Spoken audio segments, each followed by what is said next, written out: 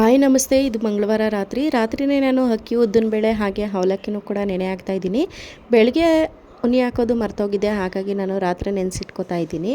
So ಇದೇ ಥರ ಮಾಡಿಕೊಂಡ್ರೂ ನಮಗೆ ದೋಸೆ ಥರನೇ ಬರುತ್ತೆ. ಇನ್ನು ರಾತ್ರಿ ಎಲ್ಲ ನೆನೆಸಿಟ್ಟಿದ್ದೆ, ಬೆಳಗ್ಗೆ ಎದ್ದು ಒಂದು ಮಿಕ್ಸಿ ಜಾರ್ಗೆ ಹಾಕ್ಕೊಂಡು ರುಬ್ಕೋತಾ ಇದ್ದೀನಿ. ಅದಕ್ಕೆ ನಾನು ಒಂದು 2 ಸ್ಪೂನ್ ಸಕ್ಕರೆ ಹಾಗೆ 2 ಒಣಮೆಣ್ಸಿಕಾಯಿನ ಹಾಕ್ಕೊಂಡು ರುಬ್ಕೋತೀನಿ ನುಣ್ಣಗೆ. ಅದಾದಮೇಲೆ ರುಚಿಗೆ ತಕ್ಕಷ್ಟು ಉಪ್ಪನ್ನ ಹಾಕ್ಕೊಂಡು ಚೆನ್ನಾಗಿ ಮಿಕ್ಸ್ ಮಾಡ್ಕೋಬೇಕು.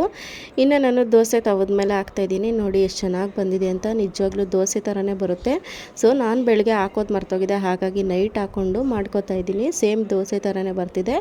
ಇನ್ನು ಈ ರೆಸಿಪಿಗೆ ನಾನು ಕಡಲೆಕಾಳು ಸಾಂಬಾರನ್ನ ಮಾಡ್ತಾಯಿದ್ದೀನಿ ದೋಸೆ ಸೈಡ್ಸ್ಗೆ. ಕಡಲೆಕಾಳು ಸಾಂಬಾರು ಕೂಡ ಅಷ್ಟೇ ದೋಸೆ, ರೊಟ್ಟಿ, ಚಪಾತಿ, ಇಡ್ಲಿ ಎಲ್ಲದಕ್ಕೂ ಒಳ್ಳೆ ಕಾಂಬಿನೇಷನ್ ಅಂತಲೇ ಹೇಳ್ಬೋದು. ಇನ್ನು ನಾನು ಮೀಶೋಯಿಂದ ಒಂದು ಪಾರ್ಸೆಲ್ ತರಿಸಿದ್ದೆ, ಅದು ಗ್ರೋಸರಿ ಐಟಮ್ಸ್ಗೆ ಗ್ಲಾಸ್ ಬಾಟಲ್ ಬೇಕಾಗಿತ್ತು ಅಂತ ಹೇಳಿ.